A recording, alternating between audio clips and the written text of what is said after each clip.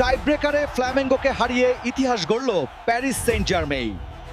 দোহার আহমেদ বিন আলী স্টেডিয়ামে ফিফায় continental cup 2025-এর ফাইনালে নির্ধারিত ও অতিরিক্ত সময় 1-1 ড্রয়ের পর টাইব্রেকারে 2-1 ব্যবধানে জয় পায় পিএস। টাইব্রেকারে 4টি শট রুখে নায়ক রাশিয়ান গোলরক্ষক মাটভি সাফনভ। প্রথমবার এই শিরোপা জিতে বছরের 6ষ্ঠ ট্রফি নিশ্চিত করল ফরাসি জায়ান্টরা। আজ 18 ডিসেম্বর, লুসাইলে লেখা সেই মহাকাব্যের 3 বছর পূর্তি। 2022 সালের এই দিনে 36 বছর অপেক্ষা শেষ করে বিশ্বজয়ী হয় আর্জেন্টিনা। মেসি ও দি মারিয়ার গোলে এগিয়েও থেকেও নাটকীয় ফাইনালে টাইব্রেকারে এমি মার্তিনেজের দাপটে আর মন্টিয়ালের শেষ শটেই ইতিহাস গড়েছে অ্যালবিসেলেস্তে। মেসির স্বপ্ন পূরণের সেই রাত আজও অম্লান। অ্যাডিলেড ওভালে অ্যাশেজের তৃতীয় টেস্টে অস্ট্রেলিয়ার 371 রানের জবাবে ইংল্যান্ড প্রথম ইনিংসে 8 উইকেটে 213 রান।